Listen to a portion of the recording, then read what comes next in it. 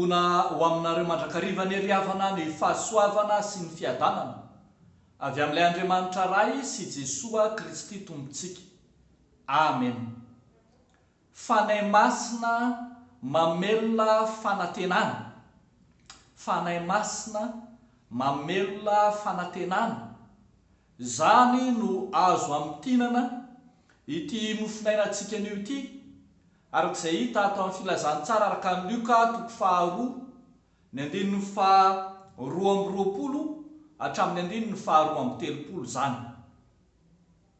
Fanahy masina mamelona fanantenana.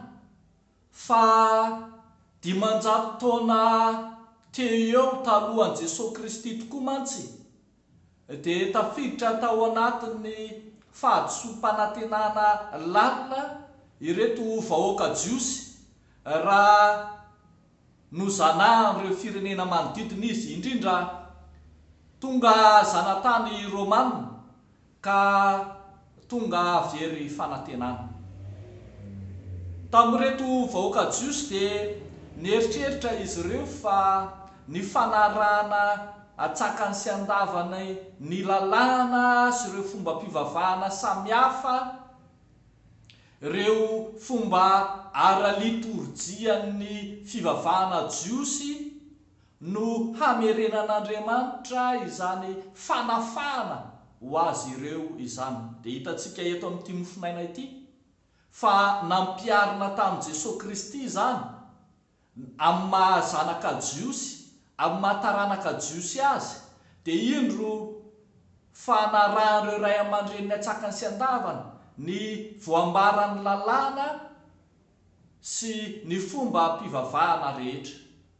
Dia notanterahana taminy ny famorana rehefa afaka ny 7 andro, dia indro fa nosalorana anarana izy, ary ankehitriny dia hoentina voalohany eny amin'ny tempolo izy araka ny lalàn'i Mosesy, ka hitondrana ireo fanatitra toy ny zana-boromailala na ny zana-domoana roa izay takin'izany raha teo. Ary ankoatr'izay koa aza dia indro misy mpisorona jiosy anankiray Simeona no anarany, izay nitady sy niandry fatratra izany fanafahana izany.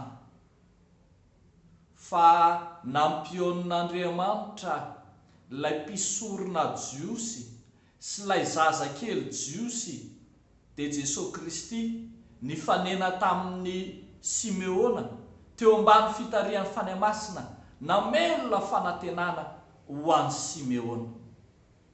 Ny Simeona mihitsy no miteny eto manao hoe ankehitriny ny masoko efa nahita ny famonjenao. Ary tsy ho an'ny Simeona ihany zany fanantenana zany, fa ho an'ny jiosy rehetra koa. Eny, ho an'izao tontolo izao mihitsy azy, araka ny teny Simeona manao hoe dia fahazavana hahazava ny firenena sady voninahitry ny Israely olonao zany.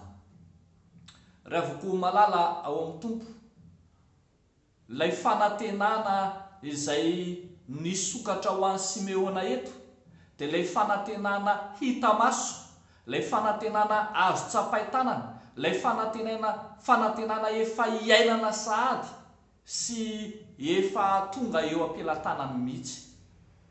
Hitantsika eto mantsy fa tonga teo am-pelantanany Simeona mihitsy ny fanantenana, notrotrony Simeona mihitsy ny fanantenana, dia i Jesosy Kristy ilay famonjena ho an'izao tontolo izao.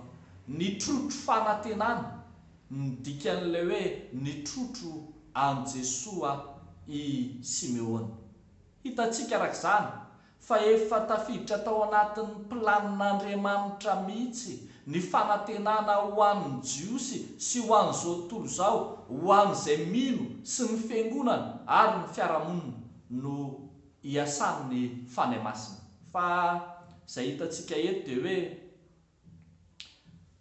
amin'izao vanim-potoana iainantsika, vanim-potoana sarotra, vanim-potoana mahavery fanantenana sy mampiravoravo tanana ny maro izao, hitantsika fiarahamonina mitanondrika sy resy no misongadina. Mila olona marin'Andriamanitra tahak'izay nitediavany any Simeona hoe ary lehilahy marina sady mpivavaka tsara zany lehilahy zany.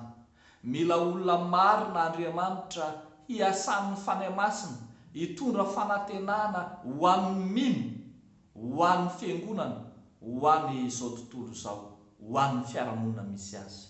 Mety zary ho ianao ilay olo marina katsahan'Andriamanitra hiara-iasa amin'ny fanahy masina, haneo amin'ny fomba hita maso izany fanantenana izany indray.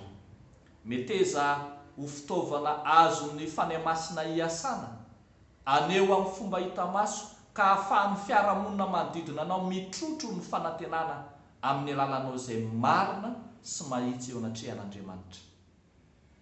Dia ho an'Andriamanitra irery any ny voninahitra, ho amintsika kosa ny fanantenana amin'ny fanahy masina. Amen. Hivavaka isika.